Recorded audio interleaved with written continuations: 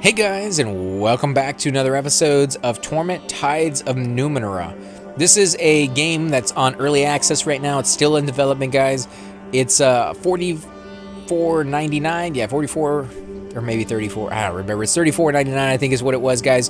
It's still on Steam. Expect sales to be up here and there. So if it's a little bit too pricey for you right now, it will come down in price. Eventually, you can hit it up then. I think it's worth every penny because this game is fantastic. It's a continuation, or not a continuation, but a sequel to the Planescape Torment game that came out way back when. That game was one of the best games of the time that I've ever played, so I was highly looking forward to this one. I was, lucky enough to actually get access to this one, so I am very, very grateful for that. We are continuing exactly where we left off. Now, we've done 2 parts to the tutorial, and now we're going into this scene right here. I don't know what's going to be coming ahead of us, but I am absolutely looking forward to it. I haven't gotten to a part where I can actually save the game yet, so I'm cutting these into pieces and just, continuing over right in the middle of where I left off. I would like to eventually get to a point where we can save and then start from there where it's nice and fresh and you guys don't come into like the middle of the conversation. But until we get to that point, this is where we're at. Now, we just finally destroyed some creatures who were chasing us. We, activated our mind with 5 pools and chose different paths you can take and did the little storyline that went with it. And now we've appeared inside of a boat in front of a giant whale that has an entire city on top. And there was somebody there on the very top of it that could see us, or see the boat anyways, but they couldn't see us because we're invisible. And that is basically right where we left off. So now I'm going to read the paragraphs up here for you, and we're going to continue on with where we're going.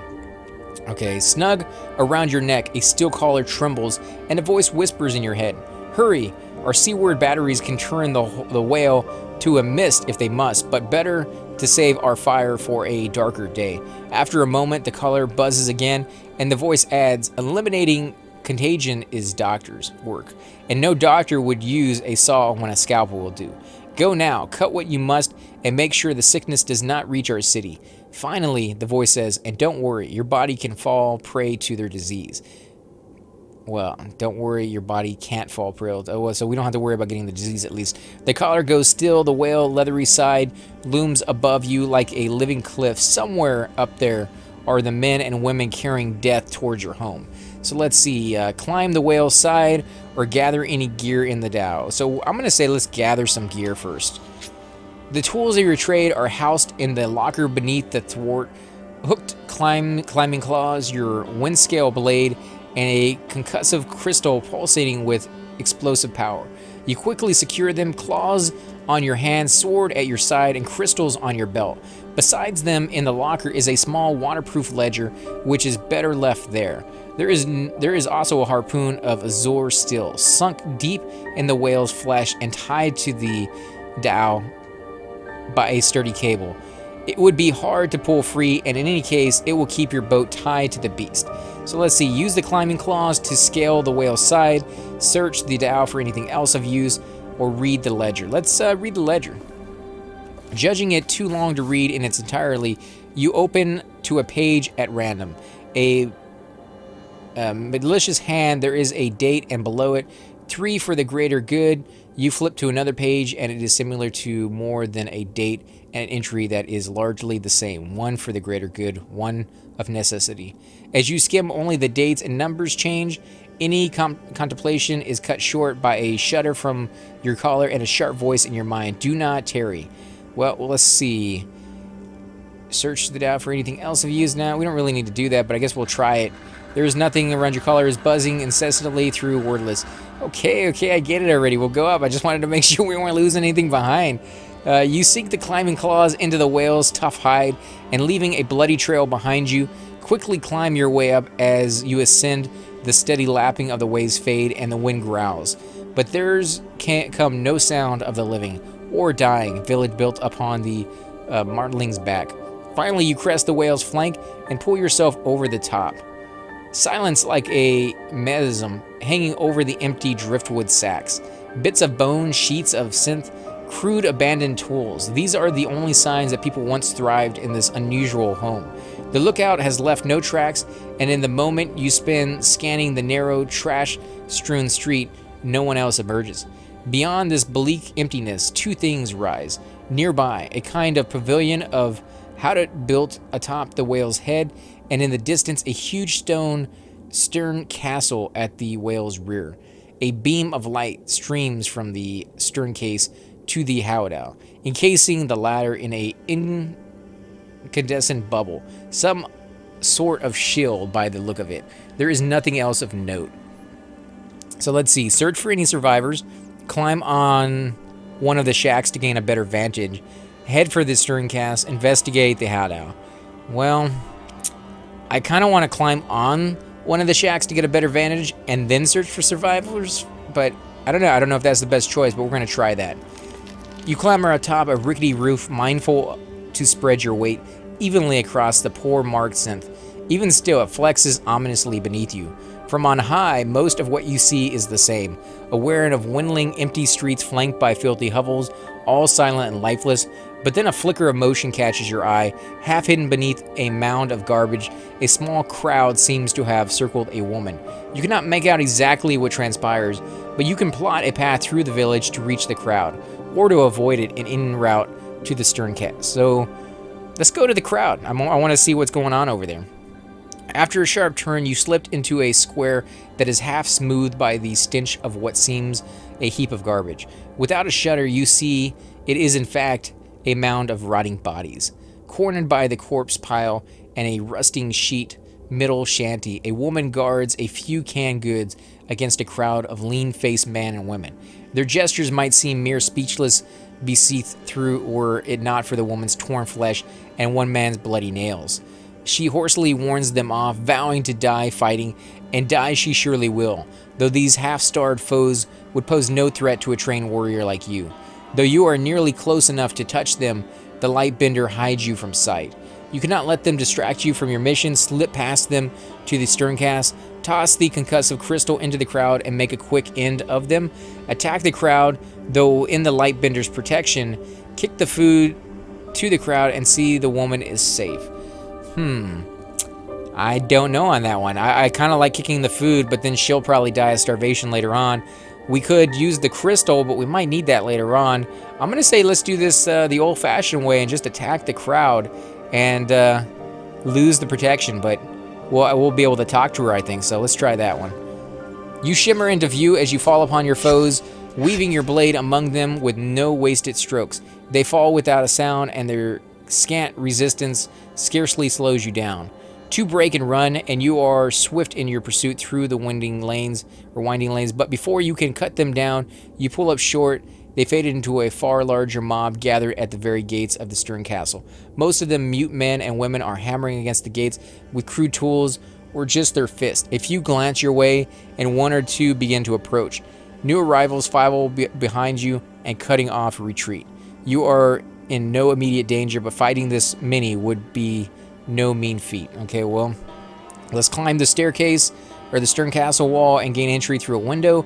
Call out to the mob and urge them to seek an accord with those in the castle. Clear out the mob and open the gates with concussive crystals. I'm going to say let's see if we can urge them to seek an accord. Your words, though perhaps well spoken, do no good. Whether the mutes are past understanding or merely past caring, the only response you elicit is that many move to surround you. Need is naked on their faces, and violent is clear from their clenched fist and soundless snarls. So let's see. Clear out the mob. Try to fend them off with your sword. I like how it says try to fend them off, like you're not going to succeed on that one. So let's go against that one. We're not going to do that. I think you're going to fail if you try that one. So let's go with climb the stern castle wall and gain entry through the window. I want to save that crystal for as long as possible. As the mob spots you ascending, they fall upon you with the proverbial senseless desperation of the destitute. Sharp nail hands clutch at your limbs. Cudget batters you body. But you climb. Claws have a good grip, and your arms and legs are stronger. Stronger than most anyone's, and stronger than those that are sick folk by a wide measure. Eventually, you work your way out of their reach. Safe is not unscathed above your shimmering the beam of energy fueling the hottest distance force field. Below your force contort in a voiceless rage. You give both sights, but the quickest glance before swinging your way through an open window, you land deftly in a great hall. So I guess you got up the wall, but you did take a little bit of damage. You took a little bit of, you know, injury on your legs and things of that sort with these guys ripping at you and hitting you with different stuff. The Stern Castle defenders are a few dozen men and women armed with little more than spears and marlin spikes. One of them has a few healing ciphers. Another wears a richly dyed robe adorned with glittergab scales. No doubt she is their leader. The halls hold little else of interest save a large Numenera that streams energy out through a window, feeding the force field at the whale's head. The defender's leader addresses you, her voice oddly accented. Welcome to Folkham. Or Folkhaven. Emissary, sorry about that, guys. She says gently, I speak for the folk. We must dock in your city. We have desperate need of healing, as you saw when you faced the unspeakables. We beg your aid in these dark days. Who are you is one of your choices. Who are these unspeakables? Forget about healing. We'll destroy this whale if you do not turn around. Your plague will not reach the cliffs. I want to help your people, but you must turn away from Sacred's cliffs, or the cannons will destroy this whale. Ask the doctor to treat your wounds. So I'm going to go with who are you first. I'm not going to go with, like, ask him to heal my wounds right off the bat, but I do want him to do that at some point. With ritual air, the speaker throws back her shoulders, glitterglab scales shimmering. We are the folk. Sorry, guys, I do apologize for that. We are the folk, whale farers and truth tellers, survivors of the land that sank below the sea for our sins. We continue in a slightly less formal tone. We have piled the waves for 7 generations, kept above by the whale singers, skill never beyond the bounds of the haven, small enough for each to know all, for all to know their place, from speaker to gleaner, from watcher to teacher. So they've kind of lessened their population to survive on top of this whale, but something's happened. Something has thrown off the natural order of things. A wave of her arm covers the defenders huddled in the hall. Now we are few. Perhaps some sinned in the old selfish ways and brought the gods' wrath upon us again. She shrugs, but we shall endure. So who are these unspeakables? Let's ask her that. 3 of our folk hauled in a net that held a foul catch, a thing part-wise fish and part-wise woman, but long and bald and clawed, big with child and clutched in its grip a thing that glowed, some sea cipher. The snake her head, she snakes her head, so I have heard it said. They flung the foul thing back, but not before it seemed to touch their minds. Those 3 were the first to fall silent. Her voice is low but strong as she continues. The plague spread up Fisher's Lane, then through the cannery, stealing voices as it went. Bereft of their words, the sick are cut off from the bounds that hold us folk together. Lost and alone, they go mad and turn unspeakable. To the quiet death takes them. Why don't the unspeakable just communicate by writing? Forget about healing. We'll destroy this whale. I want to help your people. Let's ask the doctor. So 1, 2, 3, 4. Let's ask her why they don't communicate by writing. Many of the folk recoil in disgust, but the speaker does not flinch. Of course, a stranger cannot know our ways of wisdom. She gives a gesture that suggests exactly what she thinks of your ignorance. A spoken lie lasts but a breath, and those who hear it can answer with the truth. But a written lie lingers long past the lies of those who know it to be false, enduring until it can lead to an interrace race. So she doesn't want anything written. Maybe it's against their customs to write anything at all. She nods decisively. So spoke the first of the folk who survived the sinking, and we have lived since by that word, free from perils of pen and ink. Wow, that's kind of weird. Let's go with ask the doctor to heal your wounds. The Chirgan nods and gestures you towards him. Sit, please, he says, pointing to a simple wooden chair. As you rest for a moment, he begins his work with ciphers that are far from simple, relics perhaps, or some more prosperous time. The care you receive is quick but effective, and at least some of your wounds are gone. So let's see. I want to help your people, but you must turn this ship away. We're going to go with that one. The speaker is for a moment speechless. The defender's eyes are all turned upon her, and a look of horror and nausea blanches her face. Then, with visible effort, she composes herself. You have spoken, and I have heard. She lowers herself to her knees, but I again implore you, and your far-famed city to aid us in our hour of need. The lives of the folk, the fate of the haven turns upon your world. The halls fall silent, awaiting your reply. There are hundreds, thousands of people in Sargacliff. They cannot be put into harm's way for the sake of your tiny village. I must think of both my city and your village. I will do what I can to help you, short of endangering my own people. If I could let you dock and save your people, I would, but it is not my word. The decision has already been made. So I'm going to go with number 2 because it sounds like the other ones are just like, no, it's not going to happen. Number 2 sounds like, there might be a chance. The speaker pushes herself to her feet and brushes off her knees. I do not fault those who speak for their city, or for your city. We have done the same here to safeguard the uninfected within these walls. But we cannot change course from here. She points to the window through which the Numenera sends its energy. The whale singer guides the whale from upon its head, and he must be shielded against plague. Where he was to lose his voice, there would be no song to steer us. A grim sort of smile hardens on her face, but there is a way, you see. A gift has come to us, a means by which the healer can concoct an inocculation against the quiet death. It comes at a price one your city will make us pay. What kind of price is it going to be? She points to a boy huddled nearby and calls him over. The gift, she says. The only one to fall sick and silent, yet fend off madness. She strokes his hair. From the fluid in his spine, the healer will decant a guard against the death. She gestures for him to sit. Not a cure, and enough for almost 20 inoculations. You count more than that in the hall. From 20, the folk can grow again, and we did after the sinking. She smiles at the boy. The gift will not refuse or cry out. He will endure his death in silence. She takes your hand. We will lower the shields, and you will bring an inoculation to the whale singer. The whale will turn, and we will survive. There must be some other way to stop the disease.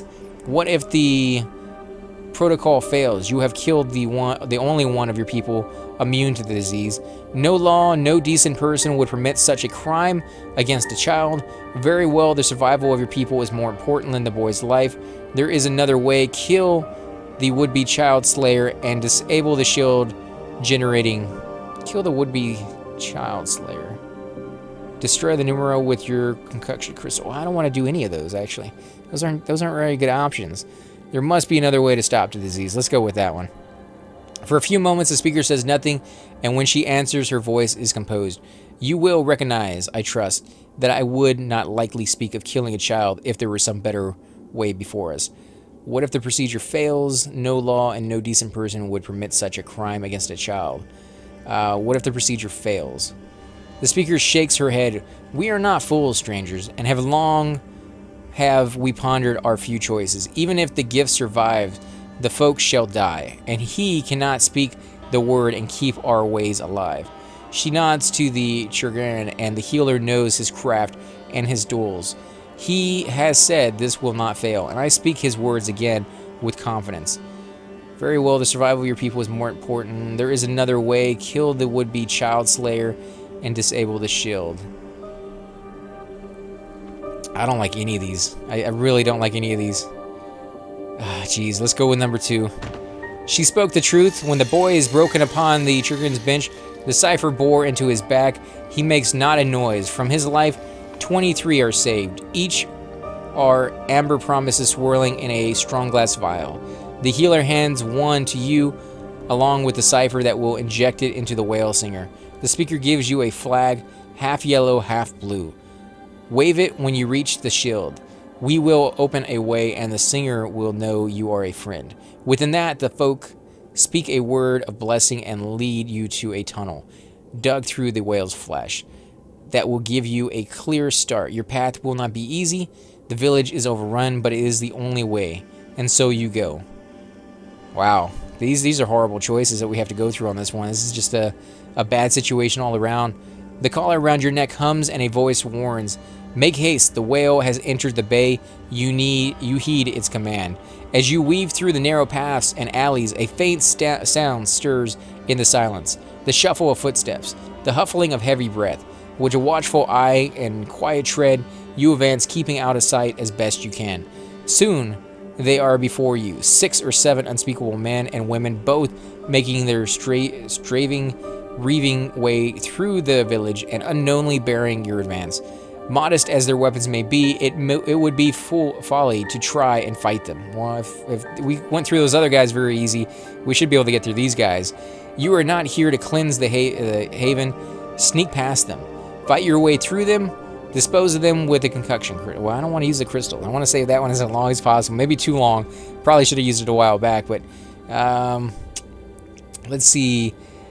I want to fight them, but I don't want to kill any more people just in case there's a chance to cure them later on. So let's sneak past them. The same hovels that make a maze of Folkham provide endless cover for the adept, slipping through the doors, slinking through alleys, and leaping from rooftop to rooftop.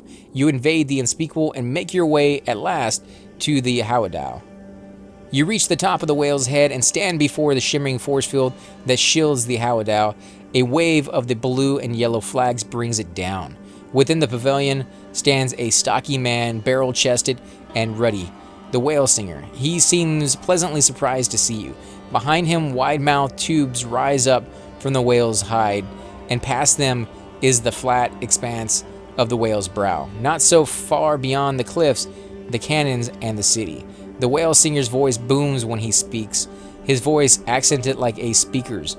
Do not know you, stranger, but you have braved the unspeakable and come bearing the speaker's blessing.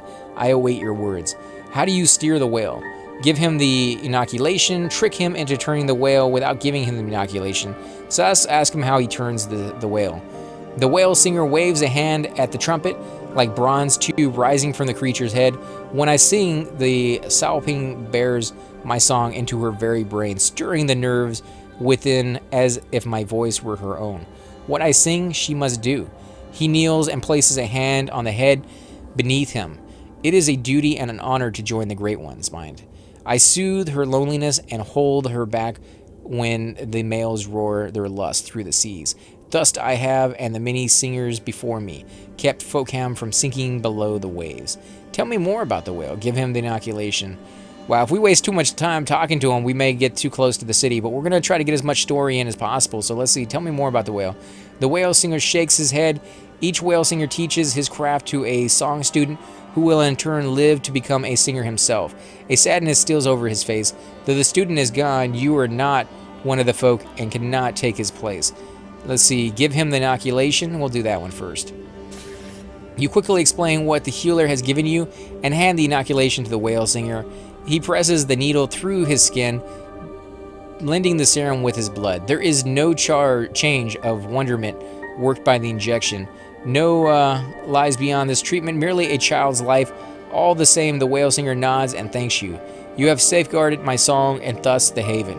Tell me more about the whale. Tell him to turn the whale before it's destroyed. We're going to go with that one. With a gesture to the cannons bristling on the not-so-distant cliffs, you warn the singer of what will come if the whale is not turned. Trusting in the speaker's flag and the clear truth of your words, he gives a quick nod and turns to the tube rising from the whale's flesh. It is an uncanny song he sings, inhuman and at the same time heart-aching intimate. At once, the whale begins to turn, heaving its huge bulk away from the city and back to the open seas. And then the song ends. The whale singer takes a long swig from a flask changed to his belt. It is done. Seconds later, the collar around your neck flickers and a voice whispers to you alone. Do not let it turn back. Tell me more about the whale. Kill him to ensure the whale will not be turned back to the Suggus Cliff. Return to your dhow. Let's ask him to tell me a little bit more about the whales, although I don't think he's going to. He merely shakes his head. Yeah, he's not going to tell me anymore. We're going to turn to our dhow. You race down the whale's head and leap into your dhow with a swift slash. You cut to the harpoons loose. Moments later, the whale is already dwindling into the distance. Whatever fate awakes the folk and the unspeakables, it will be resolved at sea, far from the city you were sent to protect. As you slip from its shadows, the indigo waves turn azure. Your collar trembles and the voice returns. You should have cut deeper than silence. The wind bears your back towards home. You do not bother to watch the vanishing whale with a dying village on its back, for ahead of you grows a great city of the cliffs. Its buildings, then its people coming slowly into view. They are safe for now. And I guess we're back here. It's going to load in. kaleidoscope of colors drag you back from the welter of memories. The memory was more powerful than any other, but it has faded. Your personality reasserts itself, and you stand in the strange laboratory once more. The specter beams as you approach. I guess we're pretty close. That was great. Did you see that? Scattered them. So let's see, what happened to me in that tank? Whose memories was that? That surge of energy that drove away the sorrow fragments, was that something I did? So I'm attuned now. What does that mean exactly? Can you tell me who you are again? So these choices down here on the bottom are the ones we've already asked. We only have 3 choices here at the top. So let's see, what happened to me? The tank? I don't know. All I saw was you put your hand on it and then blast those sorrow fragments to the stars. But it's your mind, right? It was probably some mental connection, like the creatures in those tanks. That memory I had felt a lot more real than what happened with those creatures. Did it? I don't know what to tell you. It didn't look like anything happened out here. The surge of energy that drove away the sorrow fragments, was that something? Okay, we already asked that. So I'm attuned now. It means you're alive, for one thing. So that's a bonus. The tides keep your body together, sucking energy in so you can heal. You can push that energy out, too, like you did with the sorrow fragments just now. There's 5 tides. Your nature, like your choices with the creatures, determines which ones you're most attuned to. Like, you're most attuned to indigo and gold. So, justice and compassion, community and sacrifice, empathy and the greater good. With traits like that, someone could change the world for the better. I like the sound of that. But that's just how you are right now. The tides are always moving, and you can change. I mean, you're going to be who you're going to be, right? Okay, so can you tell me who you are again? Can you tell me about this place? Those creatures that were here, can you tell me more about them? Let's see, can you tell me more about those creatures? Sorrow. Or pieces of it, anyway. You can imagine how terrible the real thing is. I don't remember much. Maybe you know more than me, but the sorrow is what threw you to the ground and nearly killed you. It's still after us. It'll always be after us. Unless you can stop it. But we got you attuned, right? We can do this too, together. Let's ask him what I have a plan. Let's ask him what his plan is. First, you need to get back to your body.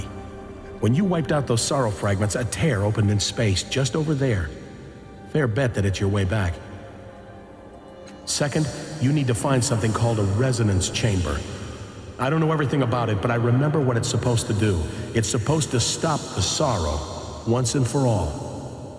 It'll look a lot like the tank you used to attune yourself, a glass sarcophagus, except in the real world, it's inside a crystal dome somewhere with 5 mechanical arms around it and a metal ring set in the floor. I'm sure you can't miss it. Use it like you used this one, and we should be fine. I'm a part of you, I suppose. I was created when you hit the ground. Woke up before you, too. I remember some of what you've forgotten, just like you know things I never learned. Not that I understand what happened, mind you, it's just one of the things I know. We're in your mind, while your body's in the real world, putting itself back together. You can change things here, already have, actually. Okay, so I think we've already gone through all of these. I do like how his voice activate, or his voice, character acting right there.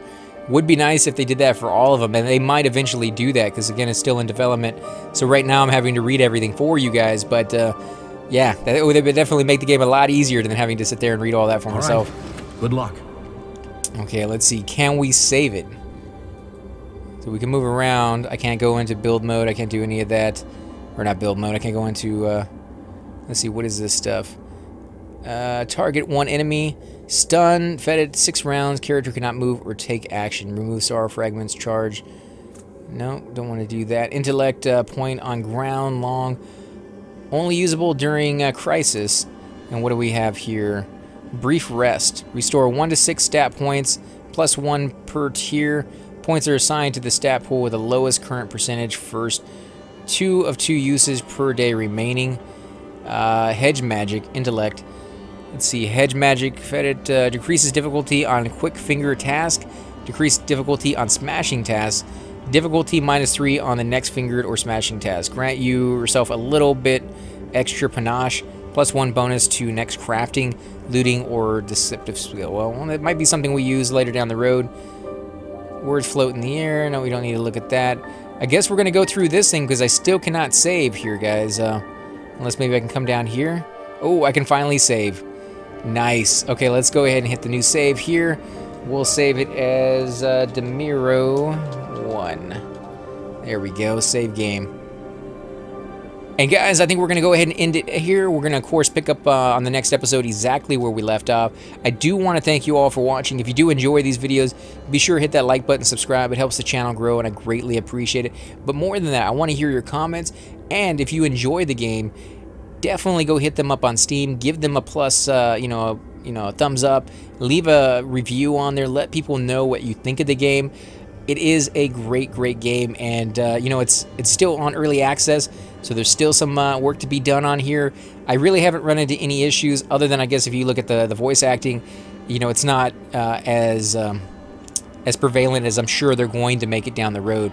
But of course, that takes time to do. It also takes a lot of money, so hopefully they will get that all sorted out here fairly soon. But again, great game overall, and I can't wait to see where it goes. Till next time, guys.